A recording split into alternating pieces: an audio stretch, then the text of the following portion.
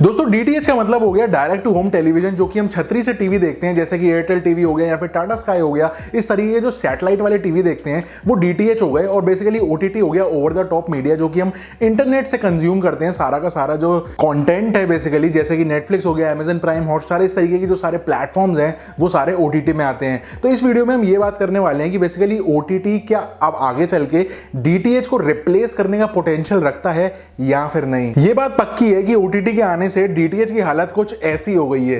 मेरा तो इतना लाइफ खराब हो गया है, इतना लाइफ खराब हो गया है मेरा। बेसिकली सबसे बड़ा डिफरेंस तो यहाँ पे यही हो गया कि जो डीटीएच है वो बेसिकली एक ब्रॉडकास्टिंग सर्विस है, जो कि आप कंज्यूमर लेवल पे कंट्रोल नहीं कर सकते। जो आएगा वो देखना पड़ेगा, जस्ट लाइक रेडियो।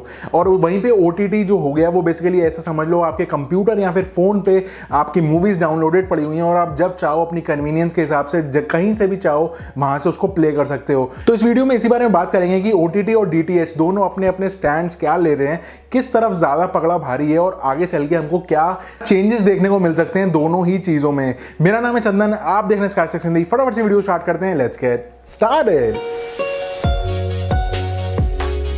दोस्तों सबसे पहले हम फैक्ट्स के बारे में बात करते हैं। तो बेसिकली 2019-20 में ट्राई ने एक रिपोर्ट निकाली जिसमें ये बताया कि अप्रैल से जून वाला जो क्वार्टर था उसमें 20 मिलियन यूजर्स डीटीएच को स्किप कर गए। मतलब डीटीएच का जो सब्सक्राइबर बेस था 20 लाख लोगों से डाउन हो गया। अब ये सोचने वाली बात है कि आखिर ये 20 लाख लोग गए कहाँ। बेसिकली हुआ गया कि सारे कन्वर्ट हो गए ओटीटी प्लेटफॉर्म्स पे, जिनको अब नीड नहीं है डीटीएच की। उसमें से 20 लाख में से एक मैं भी था। इतना ही नहीं, एक और सर्वे भी किया गया वहां पे 10,000 लोगों का, जिसमें से रिजल्ट ये निकल के आया कि 55% लोग ओटीटी प्रेफर करेंगे ओवर डीटीएच। और वहीं पे उसमें से 87% लोगों ने बोला कि हम अपने फोन पे ही देख लेंगे, हमें बड़ी स्क्रीन की भी नीड नहीं है, हम फोन पे बहुत ज्यादा कंफर्टेबल हैं। तो इससे हमको ये पता चलता है कि डीटीएच का जो मार्केट शेयर है अभी 40 से 45% के अप्रॉक्स में है, लेकिन 45% मार्केट शेयर किसी भी चीज का बहुत बड़ा होता है। ओवरनाइट आप उसको जीरो नहीं कर सकते या फिर 12, 10 कुछ भी इतने हाई लेवल पे नहीं गिरा सकते। लेकिन यहाँ पे जो सबसे बड़ा डिफरेंस है ना दोनों का, वो है कंटेंट का। सबसे पहले कंटेंट के बारे में बात करते हैं। तो डीटीएच का जो कंटेंट है ना बहुत ही लिमिटेड है आज की डेट में। अगर आप देखो तो सास बहू के सीरियल चल रहे हैं या फिर नागिन बन रही हैं, सब मधुमक्खियां बन रही हैं, पता नहीं क्या क्या हो रहा है। मतलब आप कह सकते हो कि एक तरीके से सैचुरेट हो गया है। इतना ज्यादा इनोवेशन नहीं आ रहा है, इतना ज्यादा नई स्टोरीज नहीं आ रही हैं, नए शोज नहीं आ रहे हैं जो कि हर पब्लिक देखना चाहे।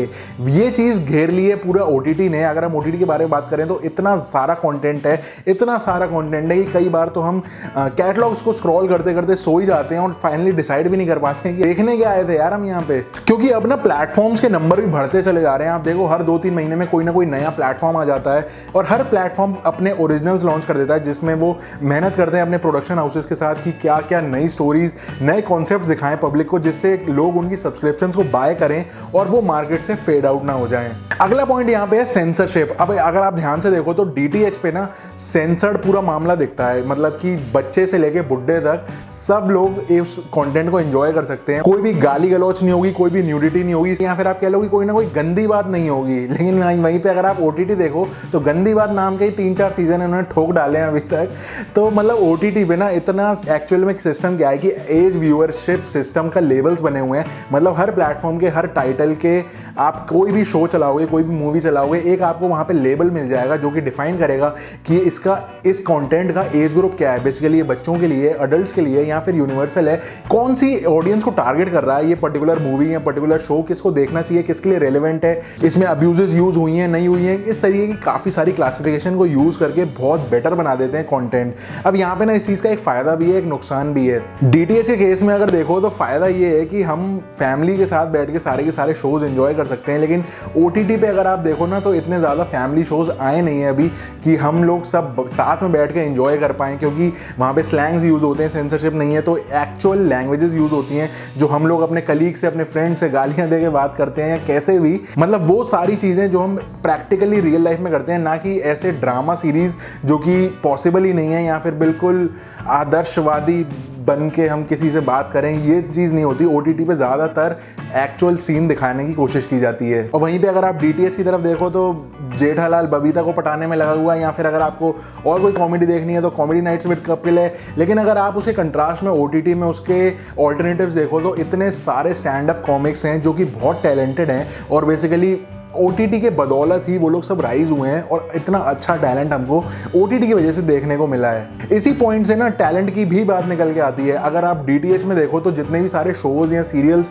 जो बनाए जाते हैं उसमें सारे के सारे सुपरस्टार्स या फिर ऐसे स्टार्स जो ऑलरेडी एस्टैब्लिश्ड हैं, जो बन चुके हैं, जो जिनके शायद चेहरे पे ही कोई ना कोई सीरियल या शो चल जाए, ऐसे स्टार्स को लिया जाता है अपने शोज को TRP बढ़ाने के लिए। लेकिन OTT पे ऐसा नहीं है। बेसिकली होता गया है कि नए टैलेंट्स को बहुत ज़्यादा मौका दिया जा रहा है। इसका सबसे बड़ा एग्जाम्पल है स्कैम 92 आपने देखी होगी। प्रतीक गांधी जो सीरीज के एक्टर थे, उन्होंने एक इंटरव्यू में बताया था कि अगर OTT प्लेटफॉर्म का सपोर्ट नहीं मिलता तो वो इस इंडस्ट्री में ही नहीं आ पाते। इससे हमको पता चलता है कि कितना लेवरेज मिल रहा है नए टैलेंट को यहाँ पे आगे परफॉर्म करने का। बेसिकली यहाँ पे होता क्या है कि प्रोडक्शन हाउसेस का बजट थोड़ा लो होता है अगर आप मूवी से कंपेयर करो और उसको यूज करते हुए, क्योंकि इन प्लेटफॉर्म्स की लैंडिंग कॉस्ट थोड़ी सी कम है एज कंपेयर टू DTH। अब सस्ता पड़ता है, इसीलिए थोड़ी सी रिस्क यहाँ पे ले लेते हैं। नए नए टैलेंट्स को मौका दिया जाता है क्योंकि नया जो टैलेंट होता है वो बेसिकली थोड़ा चार्ज भी कम करेगा और अब परफॉर्म भी ज्यादा बेटर करेगा एज कंपेयर टू पुराने एस्टैब्लिश्ड प्लेयर्स। लेकिन ये बात भी तय है कि जो मीम का कंटेंट हमको इंटरनेट पे मिलता है वो सारा का सारा OTT से ही मिलता है। मतलब कितना ही जेठालाल और बबीता के ऊपर हम मीम्स देख लेंगे या फिर उनको एंजॉय कर लेंगे। इसके बाद दोस्तों मैं बात करता हूँ एड्स की। यहाँ पे अब एड्स को अगर आप दोनों ही कैटेगरी में देखो ना तो एड्स का बहुत ही मिक्स्ड सा रिव्यू है। मतलब दोनों ही कैटेगरी में अलग अलग पहलू हैं एड्स के। अगर आप OTT में देखो तो बेसिकली कोई भी एड्स नहीं मिलेंगी आपको। आप जब तक किसी भी प्लेटफॉर्म का सब्सक्रिप्शन नहीं लेते हो, अब सब्सक्रिप्शन से याद आया, बटन दबा देना यार। देखो अभी तक वीडियो देख रहे हो, इसका मतलब कुछ तो आपको मजा आ रहा है, तो प्लीज बटन दबा देना। तो ये सारे प्लेटफॉर्म्स क्या करते हैं, बेसिकली शुरू में आपको 1 महीना फ्री दे देंगे या फिर 1-2 एपिसोड्स किसी सीरीज के आपको दिखा देंगे और उसमें थोड़ी सी एड्स आपको दिखा देंगे जिससे कि आपको वहाँ का कंटेंट पसंद आए। आप अगर दोबारा जाओ आगे का शो देखने के लिए, आगे की सीरीज कंटिन्यू करने के लिए, तब आपसे वो चार्ज मांगेंगे और बेसिकली आप जैसी चार्ज दे दोगे अपने टाइम पीरियड के अकॉर्डिंग, भले 3 महीने या साल जैसी आपको सब्सक्रिप्शन चाहिए हो, तब वहाँ से वो सारी एड्स हटा देंगे। तो ये सिस्टम होता है एड फ्री। यहाँ पे प्लेटफॉर्म सारे एड फ्री रहते हैं अगर आप सब्सक्रिप्शन ले लेते हो तो। लेकिन वहीं पे अगर आप DTH में देखो तो आधे घंटे का शो आता है, 15 मिनट का एड चलते हैं और 15 मिनट का शो रह जाता है। ये बात जो हो गई ना वो OTT के बेनिफिट की हो गई। लेकिन अगर आप इसको दूसरी तरीके से देखो तो इंडिया की इतनी सारी पब्लिक है, करोड़ों लोग रोज टीवी देखते हैं और उस टीवी पे जो एड्स आती हैं उससे हमको क्या बेनिफिट मिलता है, हमको सारी मार्केट की बैठे बैठे रिसर्च हो जाती है कि किस तरीके के प्रोडक्ट्स आ रहे हैं, किसकी प्राइसिंग चेंज हुई है। कंपेयर और चूज करने के लिए बहुत आसान हो जाता है कि कौन सी चीज मार्केट में नई आई है, कौन सी पुरानी हो चुकी है, कहीं कोई दूसरा हमको पागल नहीं बना सकता। ये एड से हमको बहुत सारी इंफॉर्मेशन मिल जाती है जो हम उसको यूज करते हैं अपने बाइंग डिसीजन को इन्फ्लुएंस करने के लिए। अब OTT में मुझे लगता है कि आगे चल के कहीं ना कहीं थोड़े थोड़े एड्स को इंजेक्ट करना शुरू कर देंगे। जैसे जैसे पब्लिक अधीन होती चली जाएगी या जो सब्सक्राइबर बेस है वो बढ़ता चले जाएगा, तब जाके थोड़े से जो है एड्स को इंजेक्ट कर दिया जाएगा।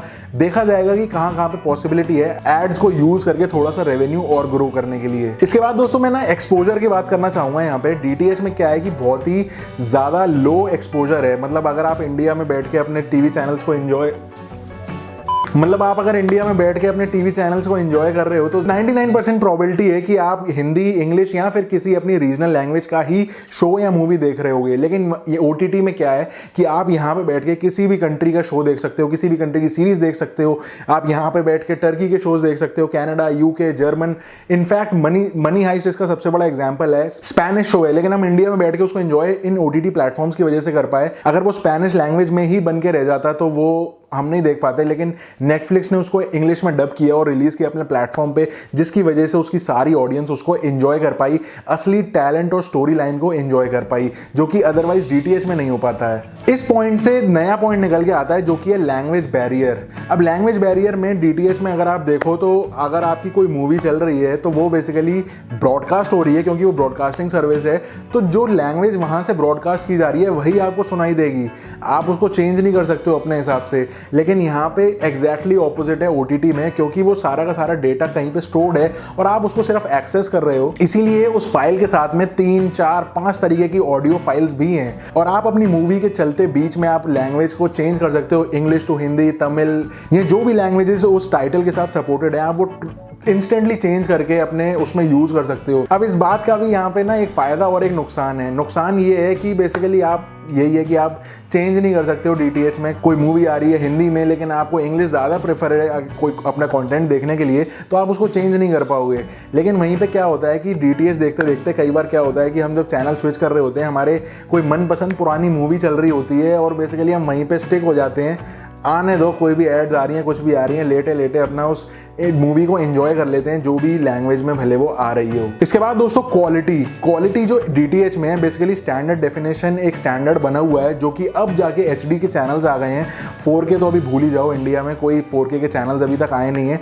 और बेसिकली अब आ ला कार्ट सिस्टम हो गया है, तो एचडी के प्राइसेस अलग हो गए हैं, हाई डेफिनेशन के प्राइस अलग हो गए हैं। लेकिन ज़्यादातर जो बेस प्लान हैं, जैसे 200-300 रुपये का एक जो बजट है, जो ज़्यादातर पब्लिक यूज़ करती है, उसमें ज़्यादातर स्टैंडर्ड चैनल्स मिलते हैं और सिलेक्टेड 10 से 12 आपको एचडी चैनल्स मिल सकते हैं, डिपेंडिंग कि आपने आ ला कार्ट लिया हुआ है या कोई बंडल्ड बुके पैकेज लिया हुआ है। लेकिन वहीं पे अगर आप ओटीटी में देखते हो तो हाई डेफिनेशन एक स्टैंडर्ड बना हुआ है, जहां से स्टार्ट होती है सारी की सारी रेंज, और बल्कि आपको 4K में भी ज़्यादा से ज़्यादा कंटेंट आपको देखने को मिल जाता है। और बल्कि जो नए जितने भी टाइटल्स अपलोड होते हैं, जितने भी नई मूवी सीरीज अपलोड होती हैं, ये सारी की सारी 4K में अपलोड की जाती हैं। प्राइसिंग के बारे में दोस्तों अगर हम यहाँ पे बात करें तो डीटीएच के केस में देखो, हम अप्रोक्सीमेटली, अगर हम सेट ऑफ बॉक्स वाला ज़माना आ गया है, चल रहा है मतलब अभी तो डीटीएच में, तो उसमें अप्रोक्सीमेटली 300 से 400 रुपये तक एक एवरेज जो सिस्टम हो गया है, जो कि मिनिमम इतने रुपए का तो पैकेज बनता ही है। अगर आप नॉर्मल एंटरटेनमेंट चैनल्स को चूज़ करते हो और इंग्लिश चूज़ करते हो तो और ज़्यादा बढ़ जाता है। तो उस हिसाब से अगर आप 12 महीने का कैलकुलेट करो तो अप्रोक्सीमेटली 4 से 5,000 रुपये। इसके अलावा फर्स्ट टाइम आपको सेट ऑफ बॉक्स भी लेना पड़ेगा, और ये बात हो गई एक टीवी की। लेकिन अगर आप दूसरी टीवी के बारे में बात करो, अगर आपके घर में सेकंड टीवी है तो उसका एडिशनल टीवी की तरह दूसरा चार्ज लिया जाएगा, जिसमें सेट ऑफ बॉक्स का भी चार्ज देना पड़ेगा और साथ में थोड़ा सा टैरिफ कम हो जाता है। तो अप्रोक्सीमेटली आप समझ लो 7-8 हज़ार रुपये आपका ईयरली यहाँ पे कॉस्ट आ जाती है। लेकिन वहीं पे अगर आप ओटीटी की तरफ देखो तो सबसे पहली कॉस्ट तो आती है जो है वो इंटरनेट। इस बात पे मैं और आता हूँ। अब यहाँ पे इंटरनेट की कॉस्ट तो जुड़ेगी जुड़ेगी। अगर आप पहले से यूज़ कर रहे हो तो अच्छी बात है, नहीं कर रहे हो तो पहले आपको इंटरनेट की कनेक्टिविटी की नीड पड़ेगी, भले वो आप मोबाइल डेटा से यूज़ करो या वाईफाई से यूज़ करो। अब यहाँ पे डेटा की प्रेफर्ड तो यही रहता है कि भाई आपके पास अनलिमिटेड प्लान हो, तभी आप जो है सारा का सारा हाई डेफिनेशन कंटेंट को कंज्यूम कर पाओगे अच्छी तरह। और इसके अलावा जो है आपको फेवरेट अपने जो प्लेटफॉर्म्स हैं जिनका कंटेंट आपको देखना पसंद है, उनके सारे सब्सक्रिप्शंस लेने पड़ेंगे। यहाँ फिर सीधा टेलीग्राम पे साइन अप कर लो, उससे भी काम चल जाएगा। टेलीग्राम पे मैं भी एक्टिव हूँ, यहाँ पे लगा देता हूँ, टेलीग्राम पे मैं भी एक्टिव हूँ। आपको मन करे तो हाई भेजने आ जाना, मोस्ट वेलकम। तो हम बात कर रहे थे कि डीटीएच में इंटरनेट की नीड नहीं पड़ती है, लेकिन ओटीटी में इंटरनेट की नीड पड़ती है। तो यहाँ पे दिक्कत क्या आती है कि डीटीएच में इंटरनेट की नीड तो नहीं पड़ती है, लेकिन वेदर बहुत ज़्यादा इफेक्ट करता है। आपके एरिया में ज़्यादा बारिश हो रही है, ज़्यादा क्लाउडी है, तो उस केस में सैटेलाइट्स का जो कनेक्शन है वो थोड़ा ब्रेक हो जाता है और डीटीएच में सिग्नल्स नहीं आ पाते हैं। लेकिन वहीं पे अगर आप ओटीटी में देखो तो टोटली जो डिपेंडेंसी है वो इंटरनेट के ऊपर है। अगर इंटरनेट आ रहा है तो फ्लॉलेसली चलेगा, इंटरनेट नहीं आ रहा है तो बिल्कुल नहीं चलेगा। उसके बाद आपके पास बैकअप सिर्फ डीटीएच ही बचता है। साथ ही में दोस्तों यहाँ पे ना नोट करने वाली बात ये है कि जो सारे मेजर प्लेयर्स थे डीटीएच के, जैसे कि जी ग्रुप हो गया या सोनी का ग्रुप हो गया, स्टार का ग्रुप हो गया, बालाजी का ग्रुप हो गया, ये सारे डीटीएच के अलावा ओटीटी पे भी आ गए हैं अपनी प्रेजेंस बनाने के लिए। जैसे जी ने निकाल दिया Z5, स्टार ग्रुप ने निकाल दिया हॉटस्टार, बालाजी वालों ने निकाल दिया गंदी बात, सॉरी ऑल्ट बालाजी। तो यहाँ पे सारी की सारी प्रेजेंस इन लोगों ने यहाँ पे ऑलरेडी बना दी और वहाँ पे भी मेहनत कर रहे हैं, सारे ओरिजिनल शोज बना रहे हैं और नई नई पब्लिक को अट्रैक्ट कर रहे हैं अपने सब्सक्रिप्शन मॉडल्स की तरफ। ये इंडिकेट करता है कि इनको पता है कि सिर्फ डीटीएच पे रहने से अब काम नहीं होने वाला है। जो सारी नई टारगेट ऑडियंस है ओटीटी प्लेटफॉर्म्स की, यानी हम यूथ, इनको अगर कैप्चर करना है तो आपको इनके मतलब का कंटेंट देना पड़ेगा। इसीलिए ओटीटी प्लेटफॉर्म्स पे इन सब की प्रेजेंस है और रेगुलरली नए नए शोज, मूवीज और सीरीज डेवलप होते रहते हैं। तो फाइनली क्वेश्चन फिर से वही खड़ा हो जाता है कि क्या ओटीटी एक रिप्लेसमेंट है डीटीएच का? क्या आने वाले टाइम में इसको फाइनली रिप्लेस कर देगा? तो इसका आंसर है नहीं और हाँ।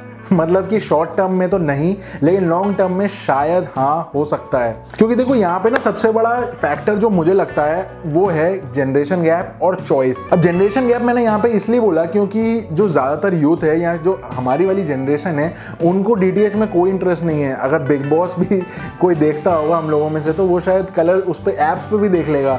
तो हमको डीटीएच में इंटरेस्ट नहीं है। अगर डीटीएच हमको नहीं मिले लेकिन ओटीटी के प्लेटफॉर्म्स मिल जाएं तो हमारा काम चल जाता है। लेकिन हम अगर अपने ऊपर वाली जनरेशन को देखते हैं, अपने मम्मी पापा या दादा दादी को देखते हैं, तो वो उनको हेजिटेशन होती है ये नेटफ्लिक्स और इन सब को ऑपरेट करने में, क्योंकि इतना ज़्यादा ईजी टू यूज़ नहीं है। यहाँ पे कन्वीनियंस सबसे बड़ा पॉइंट है जो इन्फ्लुएंस करता है बंदों की चॉइस। हमको बहुत आसान लगता है कंट्रोल करना ये सब, लेकिन हमारे मॉम डैड्स को लगता है कि भाई ईजी नहीं है, या फिर हम कैसे चलेगा, तू चला के दे दे। अगर आप भी इसी तरीके कुछ एक्सपीरियंस करते हो तो कमेंट करके बताना, क्योंकि मुझे जितने भी फ्रेंड्स हैं या फिर जितने भी लोग इस टॉपिक पे बात होती है तो वो यही बताते हैं कि भाई हमारे घर वाले तो नहीं चला पाते हैं, लेकिन हमको बहुत मज़ा आता है इन सारे प्लेटफॉर्म्स के ऊपर। साथ ही में यहाँ पे चॉइस का मैटर ये आ जाता है कि किसी को अगर सिर्फ न्यूज़ देख के ही उसका काम चल जाए तो वो क्यों OTT के प्लेटफॉर्म्स को पैसे देगा या फिर इनके सब्सक्रिप्शन लेगा। हो सकता है कि किसी का इंटरेस्ट सिर्फ न्यूज़ के अंदर ही, और न्यूज़ के चैनल सारे फ्री होते हैं, तो वो बेसिकली उस DTH वाले सिस्टम में अपने लो प्राइस के लो बजट में रहते हुए अपनी नीड्स को पूरा कर सकते हैं। तो फाइनली हाँ, हम टारगेट हैं इस OTT प्लेटफॉर्म्स के पूरे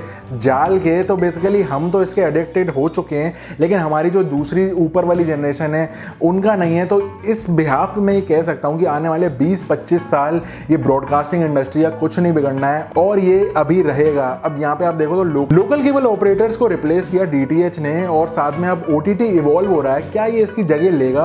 क्योंकि इसको OTT को चलने के लिए कुछ स्पेसिफिक हार्डवेयर चाहिए होता है, प्लेटफॉर्म एक और चाहिए होता है, जो कि सारे टीवीज़ कंपैटिबल नहीं होते हैं। अगर आप ध्यान से देखो तो जितने भी स्मार्ट टीवीज़ आ रहे हैं वो बहुत ज़्यादा बजट सेगमेंट में हुए हैं, मतलब 12-13 हज़ार रुपये में आपको स्मार्ट टीवी मिलने लग गया है। साथ में जो इंटरनेट की जो नीड पड़ती है OTT चलाने के लिए, इंटरनेट की कॉस्ट बहुत ज़्यादा नॉमिनल होती जा रही है, कम होती जा रही है, और पेनिट्रेशन इंडिया के अंदर सबसे ज़्यादा स्पीड से बढ़ता चला जा रहा है। इन सारे पॉइंट्स को अगर कंसिडर करें ना तो OTT की ग्रोथ एक्सपोनेंशियल अभी और आगे देखने को हमको मिलने वाली है। तो ये trendy OTT versus conventional DTH, आप मुझे कमेंट करके बताओ आपका क्या ओपिनियन है, आप क्या देखना पसंद करते हो, आपके घर वाले क्या देखना पसंद करते हैं, नीचे कमेंट जरूर छोड़ना है यहाँ पे। तो यार आज की इस वीडियो में इतना ही। वीडियो पसंद आई हो, थोड़ी सी वैल्यू मिली हो तो एक लाइक का बटन जरूर दबा देना, सब्सक्राइब का बटन दबा देना अगर आप इस चैनल पे पहली बार आए हो या फिर अभी तक सब्सक्राइब नहीं किया हो तो। मेरा नाम है चंदन, आप देख रहे थे सरकास्टिक हिंदी। अगली वीडियो में फिर से मिलता हूँ।